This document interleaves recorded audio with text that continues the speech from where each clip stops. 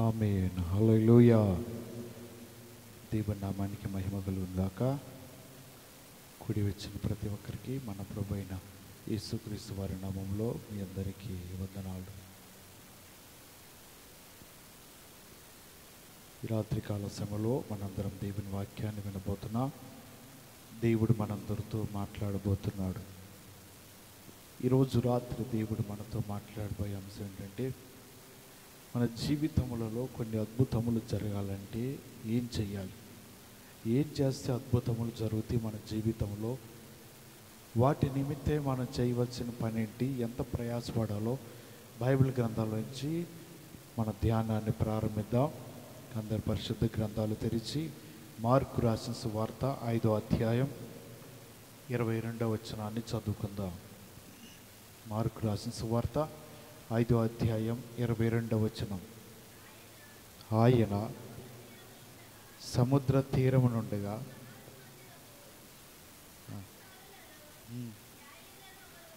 యాయిరునకు వచ్చి ఆయనను చూచి ఆయన పాదముల మీద పడి, హల్లెలూయా. మొదటి మాటను చూస్తున్నాం. ఆయన సముద్ర తీరము నుండగా సమాజపు అధికారుల్లో యాయిరునొకడు వచ్చి ఆయనను చూచి ఆయన పాదముల మీద పడి. కొన్ని అద్భుతములు జరగాలంటే ఏం చెయ్యాలి అనే అంశం మీద మనం చూసినట్లయితే, మొదటిగా ఆయన పాదముల మీద పడాలి. మొదటి పాయింట్ ఏంటిది? ఆయన పాదముల మీద పడితేనే ఏ కార్యమైనా జరుగుతూ ఉంటుంది. యేసు ప్రభు వారు ఇక్కడ జన సమూహంలో ఉన్నాడు. వారందరూ కూడా అనేక అద్భుతములను చూడటానికి యేసు దగ్గరికి వచ్చి వారి పాదములే పడుతున్నారు. కొంతమంది రోగులు తీసుకొచ్చి ఆయన మందలు నిలబెడుతూ ఉన్నారు.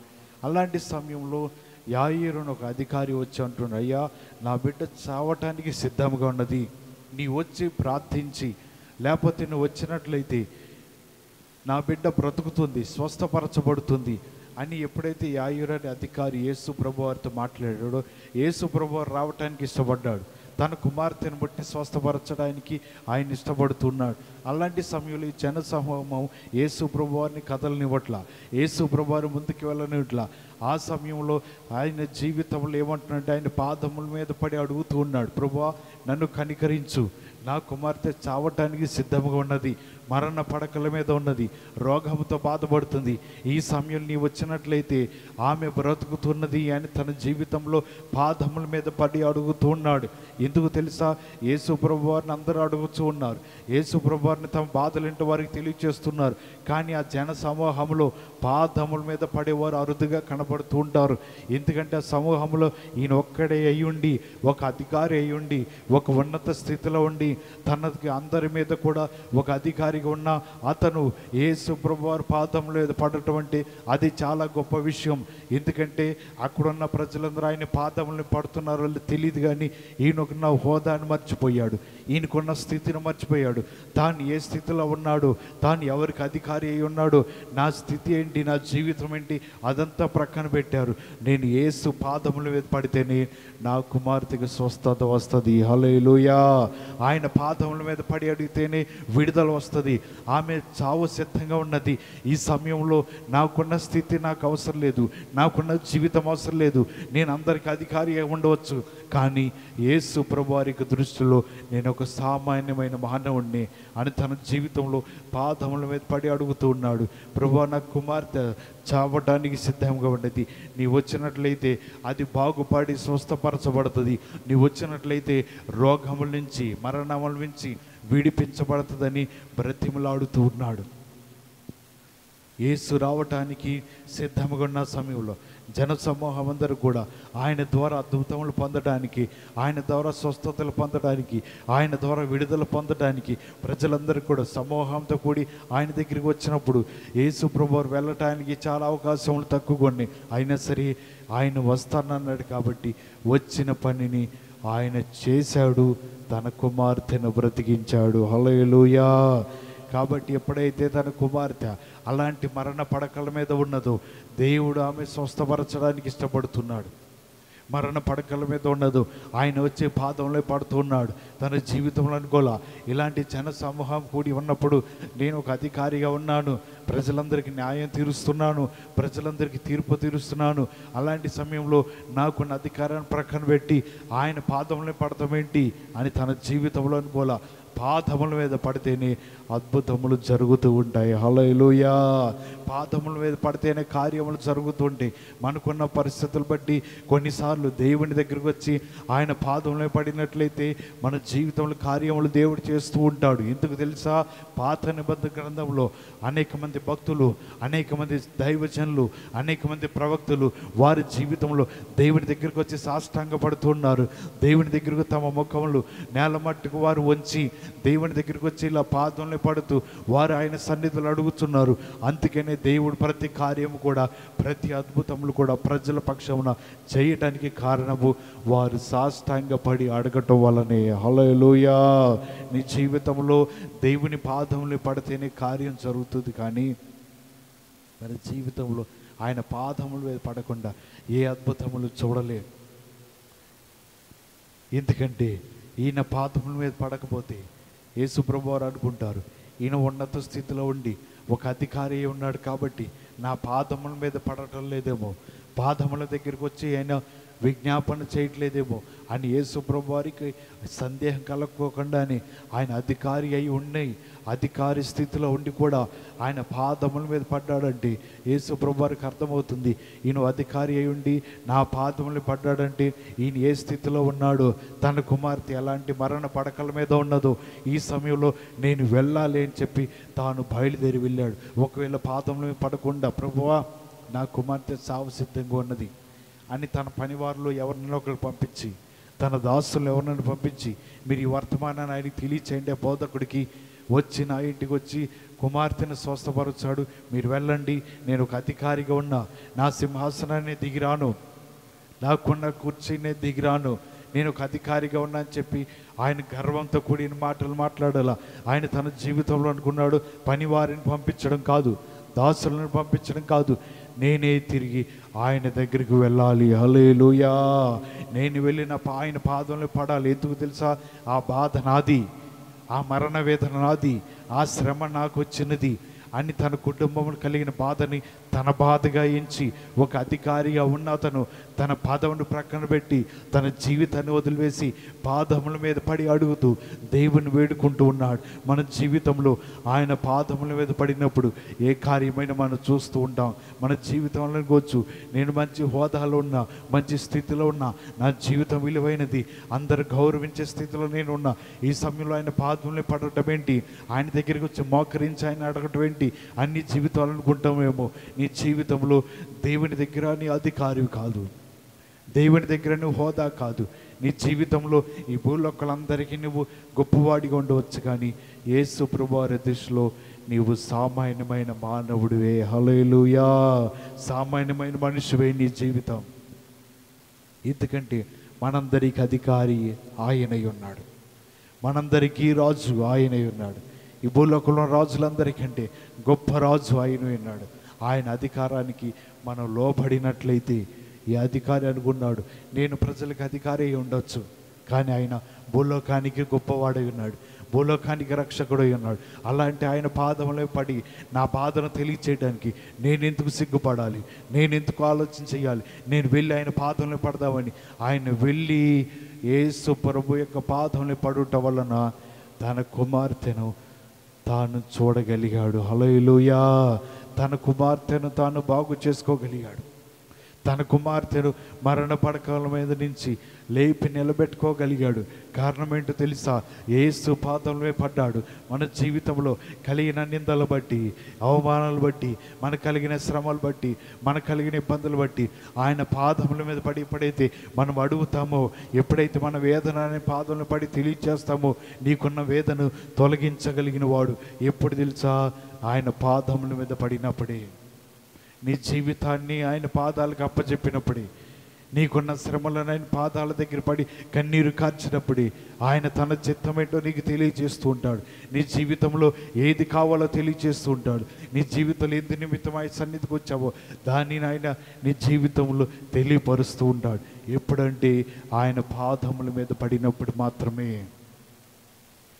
నీ జీవితంలో ఈ రాత్రి అయినా ఒకవేళ నీకున్న పరిస్థితులు నీకు విడుదల రావట్లేదేమో, ఆయన పాదముల మీద పడటానికి ఇష్టపడుతూ ఉండు. ఆయన పాదముల మీద పడి నీ జీవితంలో ఉన్న బాధను తెలియచేయడానికి ఇష్టపడుతూ ఉండు. నీ జీవితంలో ఉన్న శ్రమలను ఆయన పాదముల మీద పెట్టి నీవు కన్నీరు కార్చినట్లయితే దానికి విడుదల దేవుడు ఇస్తూ ఉంటాడు. ఆయన పాదముల మీద పడుకోకుండా నీ జీవితం విడుదల రావాలంటే అదే మనకి అసాధ్యమైనది. ఎందుకు తెలుసా? తగ్గించుకునేవారు పాదముల మీద పడుతూ ఉంటారు. తగ్గించుకొని వారు పాదముల మీద పడరు. దేవునిని అడగలేరు. వారు ఆయన పాదములు పట్టు కన్నీరు కార్చలేరు.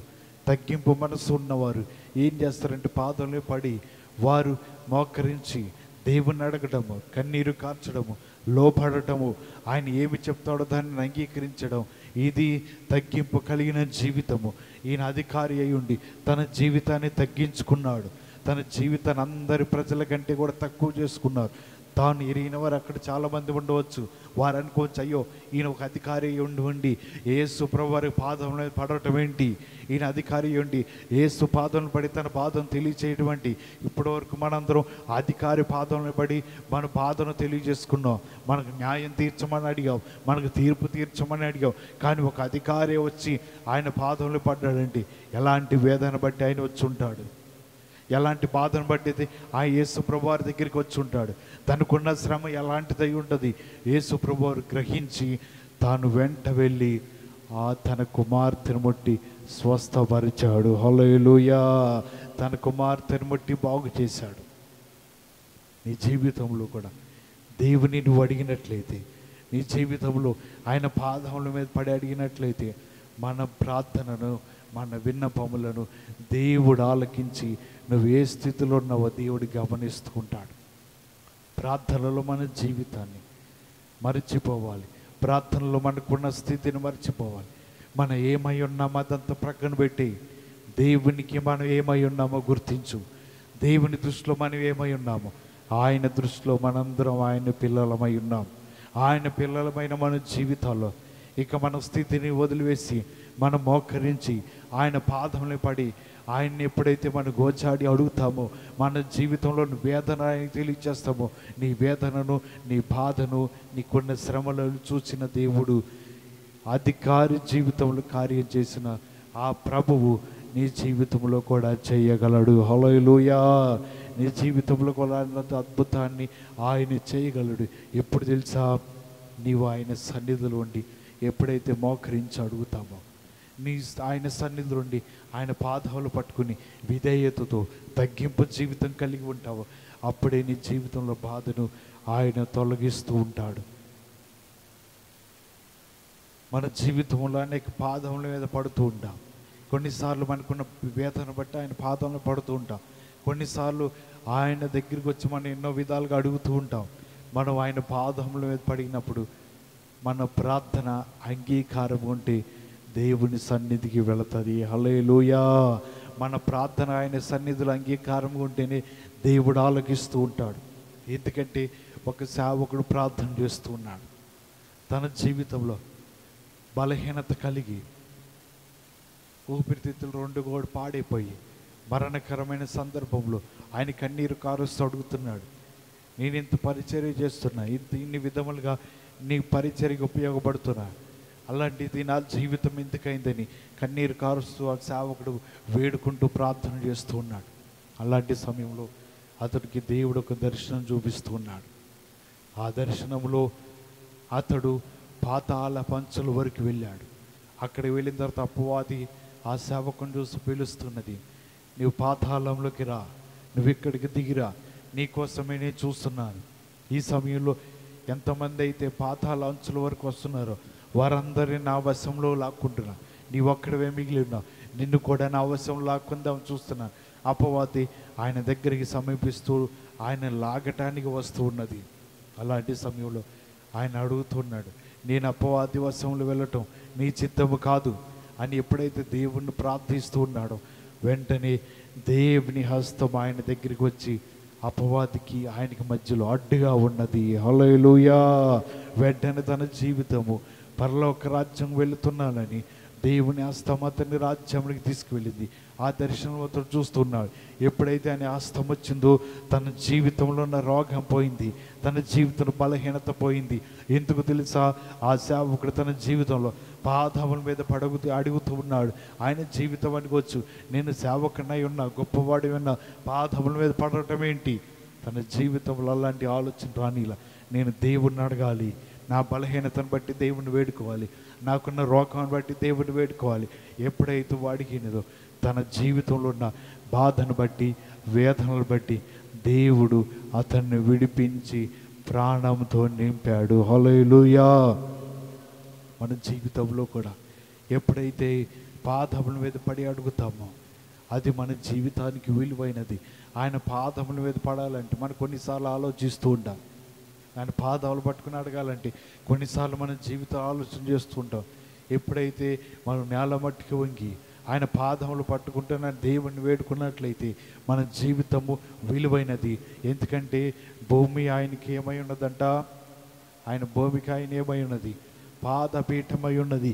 మనం ఎప్పుడైతే కూర్చుని మనం వేడుకొని దేవుణ్ణి అడుగుతామో ఆయన పాదముల దగ్గర కూర్చుని వేడుకుంటున్నట్లు దేవుడు మనల్ని చూస్తూ ఉంటాడు. హల్లెలూయా. దేవుడు మన జీవితాలను చూస్తున్నప్పుడు నా పాదముల పీఠం దగ్గర కూర్చొని వారు అడుగుతున్నారు, వారు వేడుకుంటున్నారని మన జీవితాలు ఉన్న ప్రార్థన అవసరతలు బట్టి దేవుడు విడుదలిస్తూ ఉంటాడు. బైబిల్ గ్రంథంలో, న్యాయాధిపతుల గ్రంథంలో ఒక స్త్రీ కనబడుతుంది. ఆమె సంసోనికి పాదముల మీద పడి అడుగుతూ ఉంటుంది. దేని గురించి తెలుసా? ఆయన ఒక కథ, అక్కడున్న ఫిలిస్తీయులకు, సర్దారులకు ఒక కథను ఆయన చెప్పాడు. ఏం కథ చెప్పాడు? బలమైన ధాన్యంలో నుంచి ఏమొచ్చిందంట? తీపి వచ్చిందంట. ఒకవేళ మీరు చెప్పినట్లయితే నేను మీకు కొన్ని వస్త్రాలు ఇస్తాను, ఒకవేళ మీరు చెప్పకపోతే మీరు నాకు కొన్ని వస్త్రాలు ఇవ్వాలి. ఇలాగ వారి మధ్యన ఒప్పందం పెట్టుకున్నారు. ఆ స్త్రీ ప్రతిదినము కూడా ఎవరి పాదాల మీద పడుతుందంట? అక్కడ చూడండి, న్యాయాధిపతుల గ్రంథం 14వ అధ్యాయం 16వ వచనంలో కనబడుతుంది.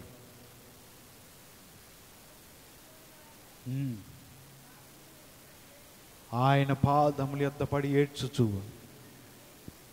నీవు నన్ను ద్వేషించితివి గాని ప్రేమింపలేదు, నీవు నా జనులకు ఒక విప్పుడు కథను వేసితివి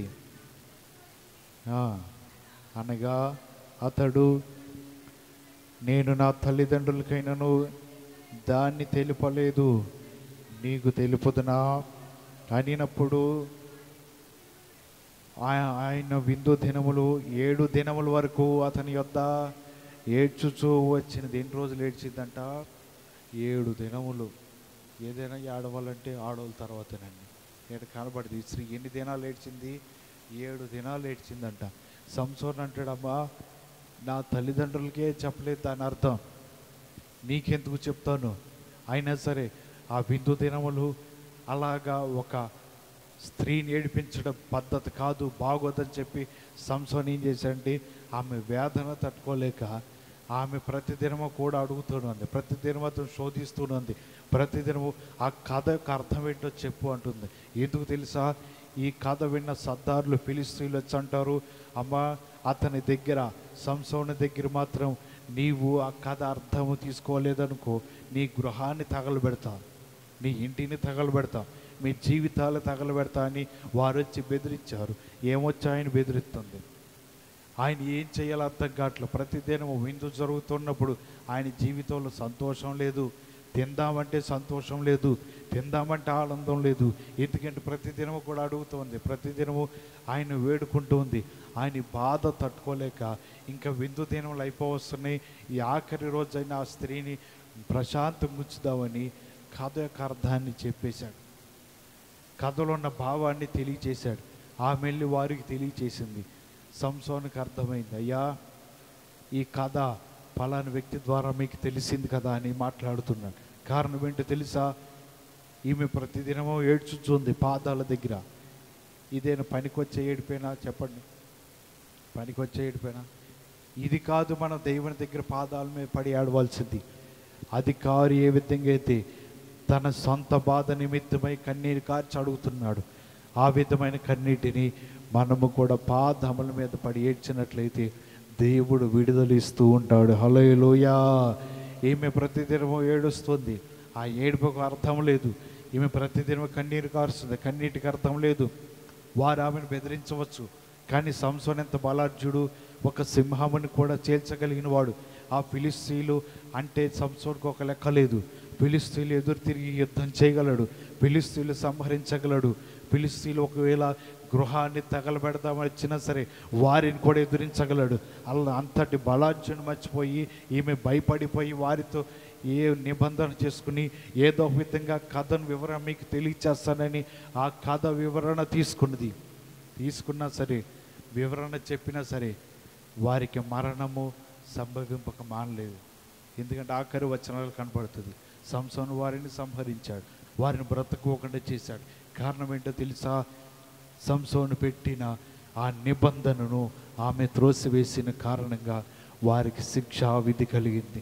మన జీవితంలో పాదాల మీద పడి అడుగుతున్నామంటే ఒక అర్థం ఉండాలి. పాదాల మీద పడి దేవుడి దగ్గర ఉండి గోజాడుతున్నామంటే ఒక అర్థం ఉండాలి.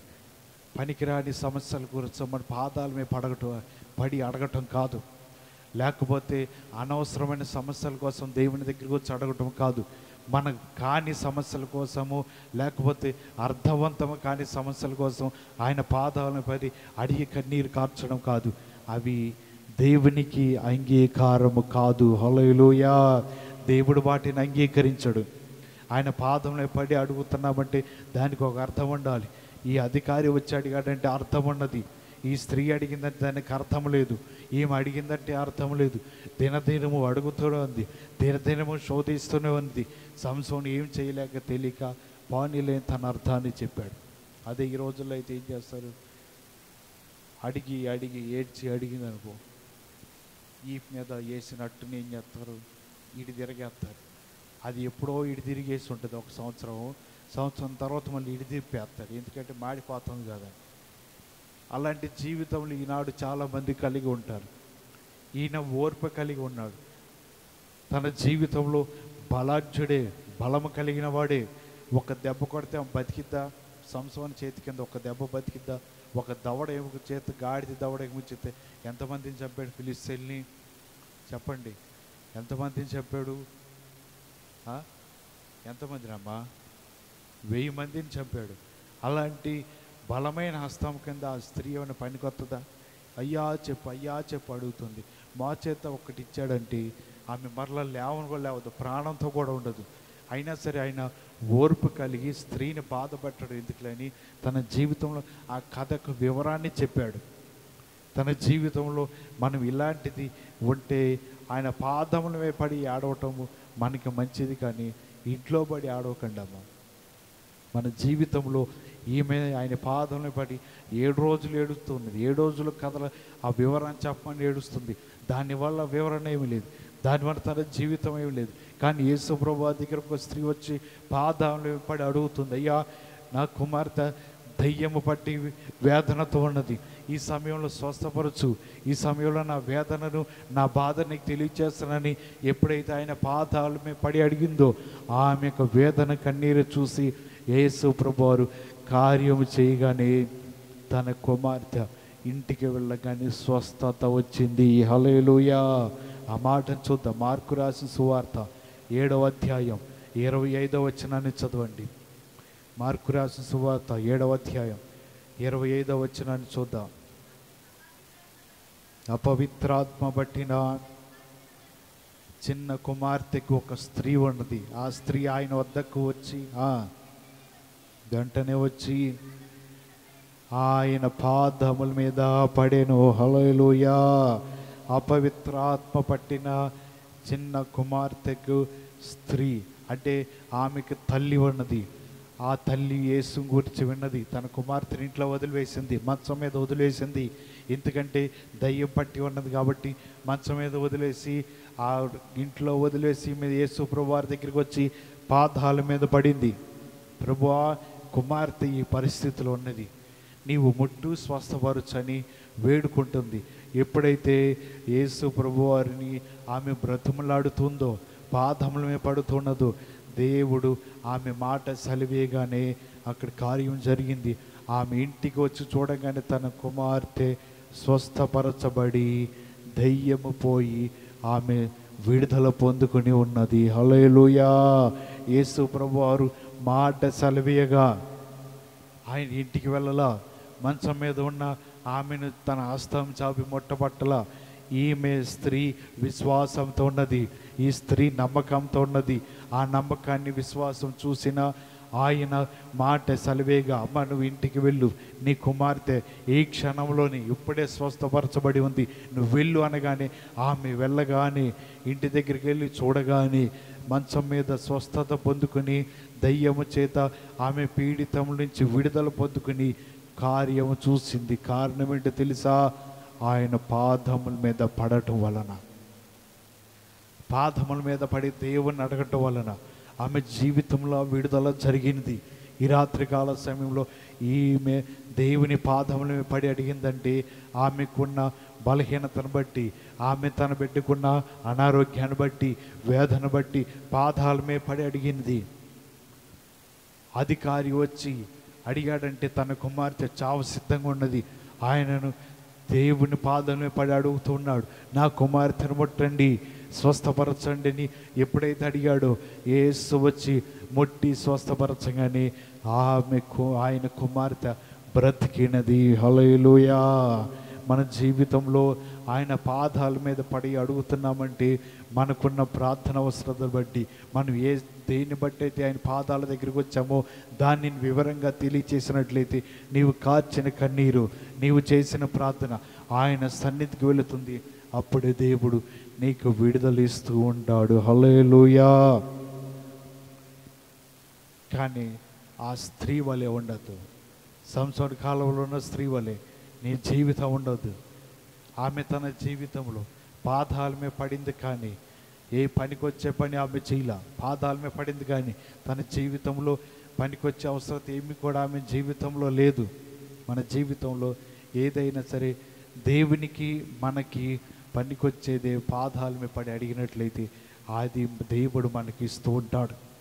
అంతేగాని ఎదుటి వారిని నాశనం అవ్వాలను, పక్క వారిని నాశనం అవ్వాలను, తోటి వారిని నాశనం అవ్వాలను, వారికి రోగాలు రావాలన్నా, బలహీనతలు రావాలన్నా, ఇలాంటి వాటి కోసం ఆయన పాదాల మీద పడి అడిగినా సరే దేవుడు ఆ ప్రార్థన నిరాకరిస్తాడు. హల్లెలూయా. ఆ ప్రార్థన ఆయన అంగీకరించాడు, ఆ ప్రార్థన ఆయన సన్నిధికి వెళ్ళదు. ఎందుకంటే ఏబు మీదకి వెళ్ళటానికే అపవాది దేవుని పర్మిషన్ కోసం పోయింది.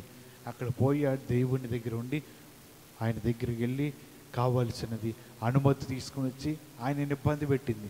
దేవుని అనుమతి లేకుండా ఈ భూమి మీద మన జీవితాలకి ఏది కూడా రాదు. ఎందుకు తెలుసా?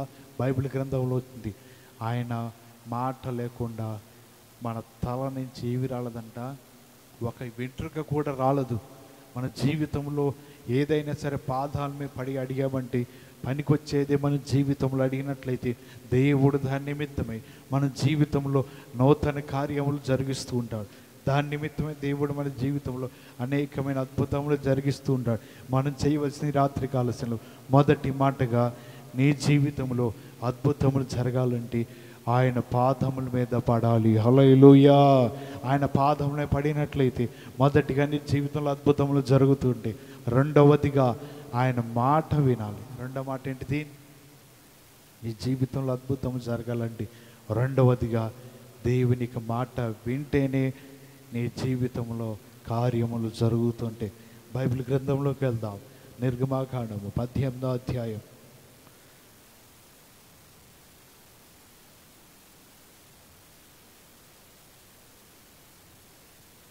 నిర్గమాకాండం 18వ అధ్యాయం 19వ వచనాన్ని చదువుతా.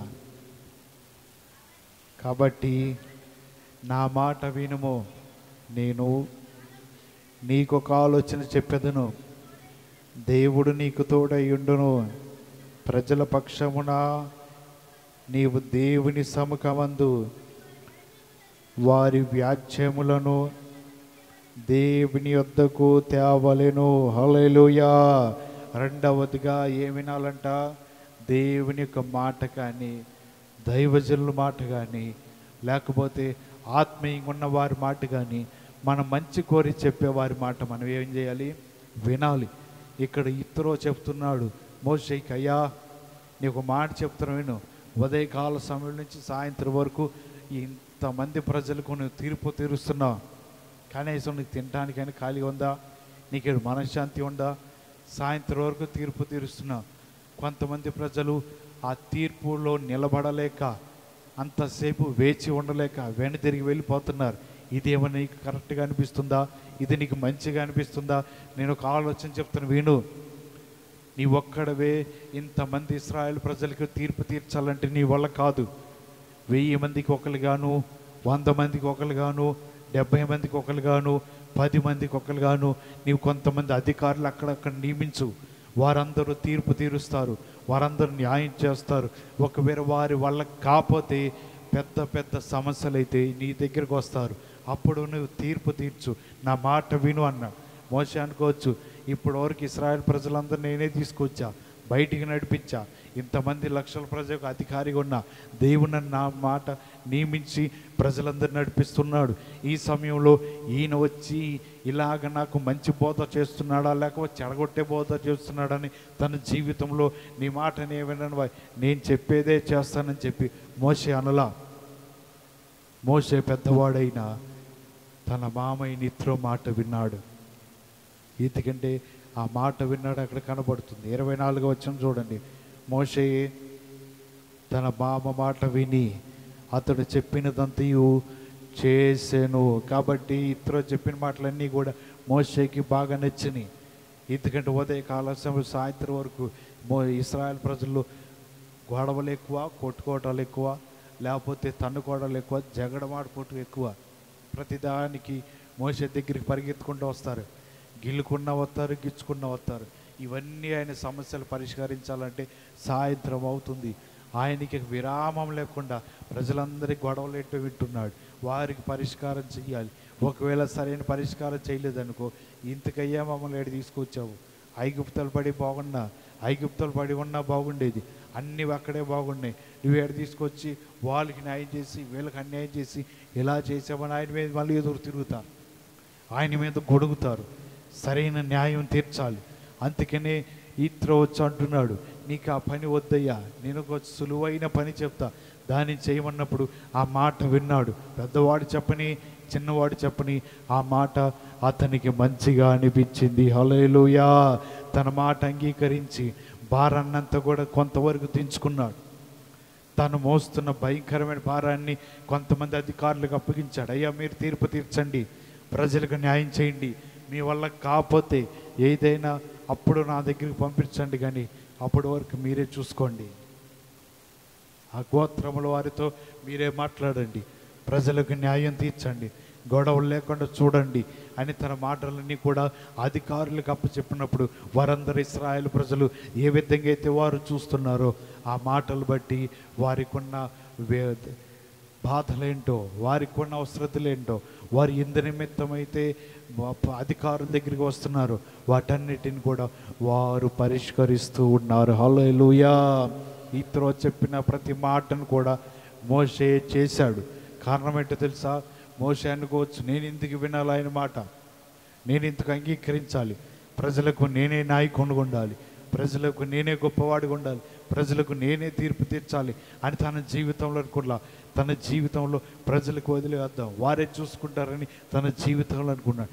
విన్న మాట ప్రకారంగా మోషేకి అంతా మంచి జరుగుతూ ఉన్నది. హల్లెలూయా. తన మామ మాట వినుట వలన మోషే జీవితంలో భారాందించుకున్నాడు. ఇశ్రాయేల్ ప్రజలందరికీ న్యాయం చేస్తున్నాడు.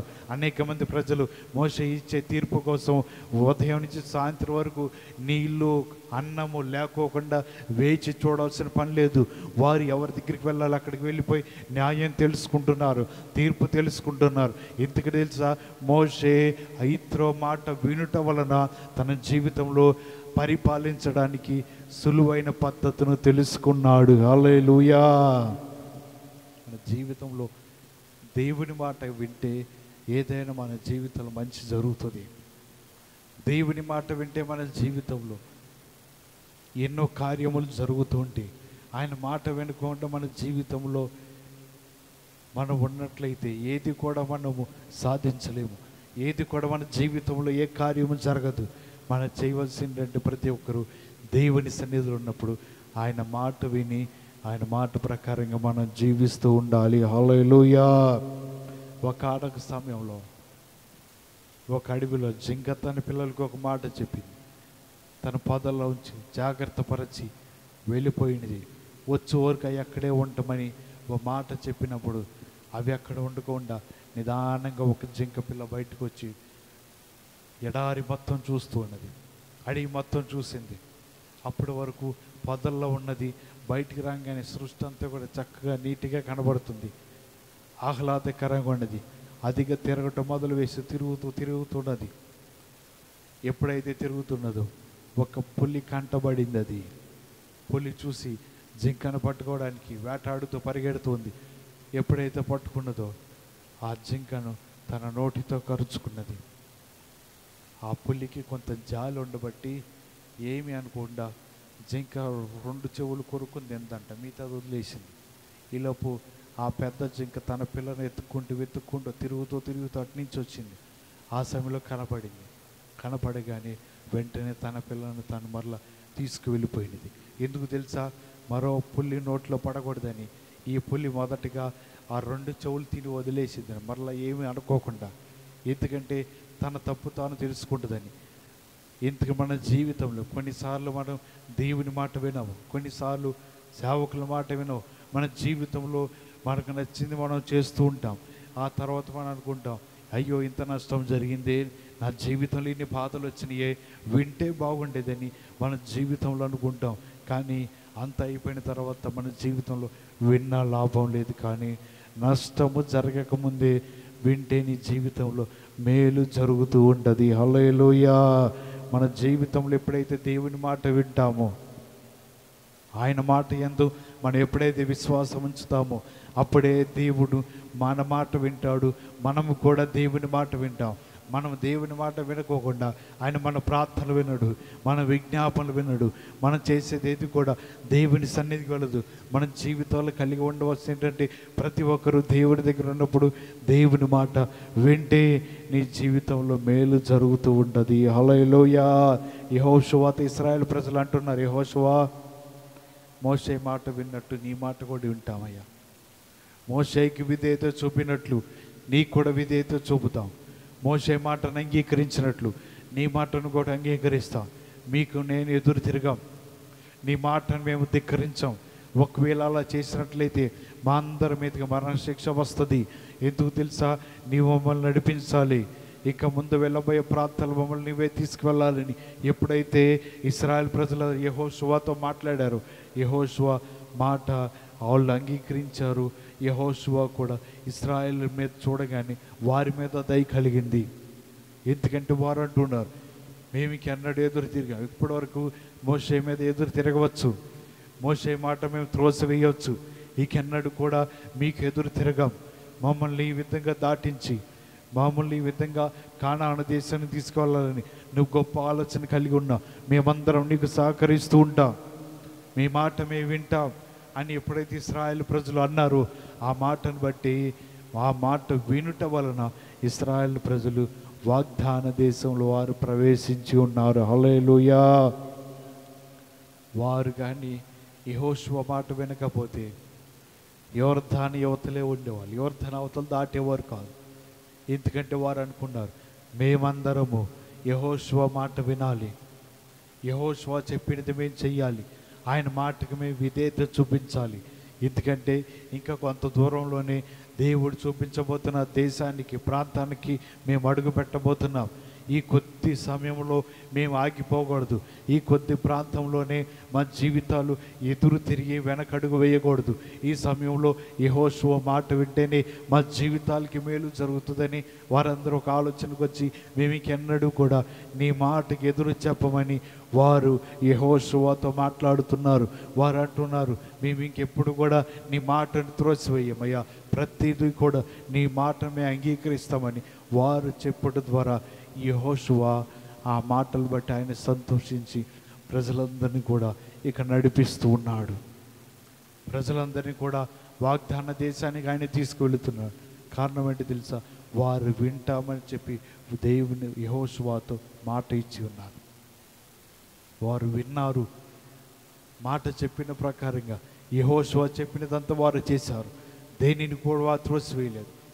ఇశ్రాయేల్ ప్రజలు యెహోషువని ఎవరు కూడా చిన్న చూపు చూడలేదు. వారందరూ కూడా యెహోషువ గౌరవించి ఏదైతే తెలియచేస్తున్నాడో, ఏ మాట ప్రకారం ఉండమన్నారు దాన్ని అంతటిని కూడా వారు చెయ్యటం వలన వారు వెళ్ళి అనేక భూములను వారు స్వాధీనపరచుకోగలిగారు. హల్లెలూయా!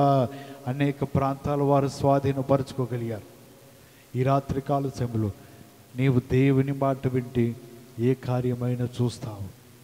దేవుని మాట అంగీకరిస్తే ఏ అద్భుతమైన దేవుని జీవితంలో చేస్తూ ఉంటాం. ఆయన మాట వినుకోకుండా ఆయన మాటను త్రోసివేసి నీ జీవితం కలిగి ఉన్నట్లయితే పరలోక రాజ్యం వెళతావో లేదో దేవుని దగ్గర నువ్వు పరీక్షించుకో. ఆయన రాజ్యానికి వెళ్ళాలంటే మాట వింటే ఆయన దగ్గరికి వెళతావు. ఆయన మాట వినకపోతే ఇక్కడే విడబడతావు. ఎందుకంటే మోషే దేవుని మాట వినాలా. ఆ బండతో మాట్లాడమంటే బండనే కొట్టాడు. దేవుడు యథార్థత కలిగిన వాడు, దేవుడు న్యాయవంతుడు, న్యాయం తప్పడు. అంతేగాన్నాడు మోషే, నేను చెప్పినది నువ్వు చేయలా, నా మాటను వినలా, మాట్లాడమన్నప్పుడు బండను కొట్టావు. అందుకనే పాలు తేనెలు ప్రవహించు దేశం ఇదిగో చూడు అన్నాడు. కానీ నువ్వు వెళ్ళనే వెళ్ళవు. హల్లెలూయా! ఎన్నో సంవత్సరాలు కష్టపడ్డాడు, ఎంతో ప్రయాసపడ్డాడు. తన జీవితంలో 120 సంవత్సరాల వరకు తన జీవితం కొనసాగించాడు. కానీ అతని జీవితము వాగ్దాన దేశం కోసం బయటికి వచ్చిన మోషే దానిలోకి వెళ్ళలేకపోయాడు. పాలు తేనెలు ప్రవహించే దేశానికి వెళుతున్నాము, దేవుడు నడిపిస్తాడని ఎంతో ఆశపడ్డాడు. కానీ దానిలోకి అడుగు పెట్టలేకపోయాడు. కారణం ఏంటో తెలుసా? దేవుని మాట వినలేదు. దేవుని మాట వినకపోతే మనం వెళ్ళలేము రాజ్యంలోకి. దేవుని మాట వినకపోతే దేవుడు మళ్ళీ ఇక్కడ ఆపేస్తూ ఉంటాడు. ఎందుకంటే ఆయన మాట వినేవారు ఎవరంటే, ఆయన మాట వినేవారు దేవునికి లోబడేవారు, దేవునికి గౌరవించేవారు, దేవుని మాట యందు విశ్వాసం ఉంచేవారు. వారందరూ కూడా దేవుని మాట వింటారు. మోషే తన జీవితంలో ఆ దేవుని మాట వినుకోకుండా ఆయన ఎప్పుడైతే ఆయన మాటను ధిక్కరించి కోపపడి బండను కొట్టడం వలన దేవుడు కూడా మోషే మీద కోపడ్డాడు. మోషే బండను కొట్టవచ్చేమో, కానీ దేవుడు కోపడితే ప్రయాణాన్ని కూడా ఆపివేసాడు. దేవుడు కోపడితే మోషే ఒక్కడు కూడా ఎదరకు వెళ్ళిపోయాడు.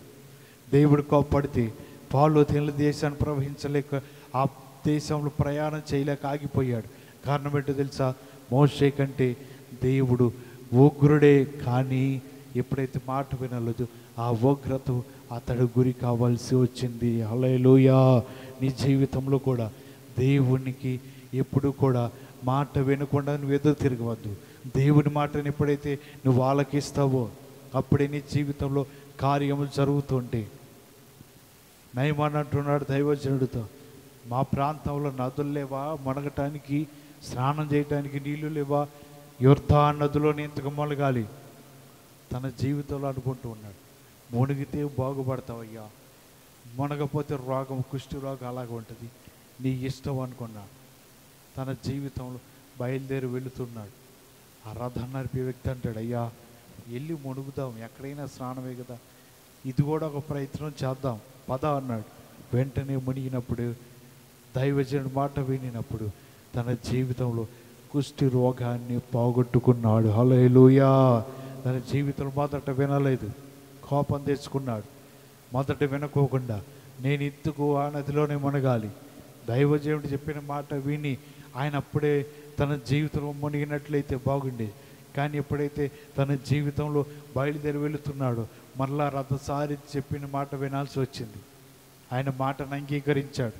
తన జీవితంలో దైవజనుడి మాట వినటానికి అంత ఆసక్తి చూపలా, ఆయన మాట తన జీవితానికి అంత ఆత్మీయంగా అనిపించలా. కానీ దైవజనుడు అనుకున్నాడు, ఈయన మునిగితే బాగుపడతాడు, మునగపోతే కుష్టి రోగంతోనే పోతాడు అని తన జీవితం వదిలివేశాడు. కానీ మునిగిన అతను బాగుపడి పసిపిల్లవాని దేహం వల్లే మారిపోయింది. హల్లెలూయా. ప్రతిసారి ఒకసారి మునిగి లేచాడు, రెండోసారి మునిగాడు, మూడోసారి మునిగాడు, 6 సార్లు మునిగి లేచాడు. అతని జీవితం బాగుపడలా. ఆయన కోపం తెచ్చుకోవచ్చు.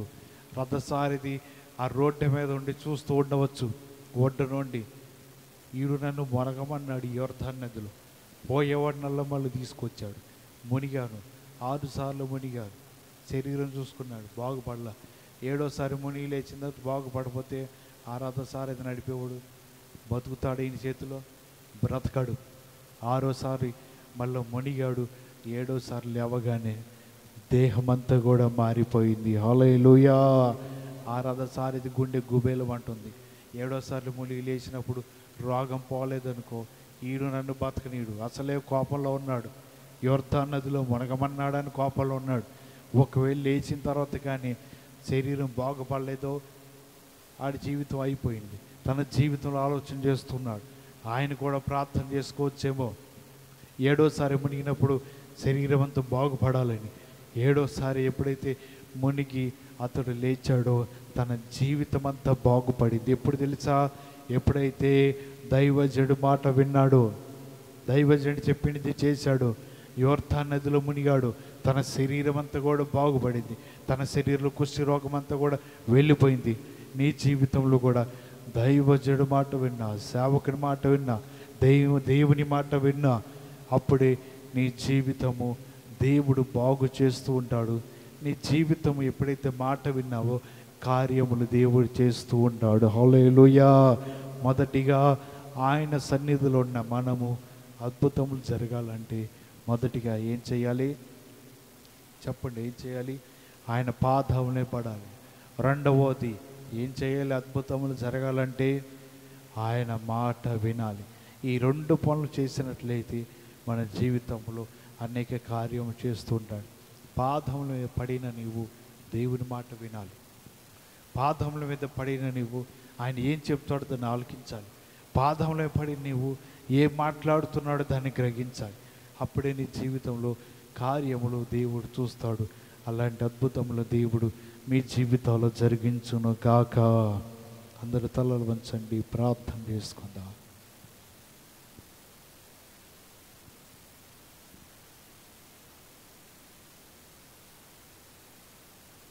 ఈ రాత్రి సమయంలో దేవుని యొక్క పాదముల మీద పడే ధన్యత, అర్హత నీవు కలిగి ఉంటే దేవుడిని అడుగు. ప్రభువా, నీ పాదమును పట్టుకుని అడుగుతున్నాను,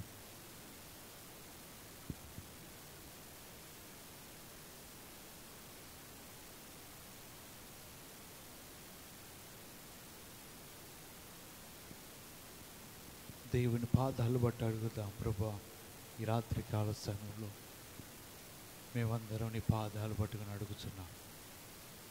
మా జీవితాలను ప్రభువా కార్యములు జరిగించండి.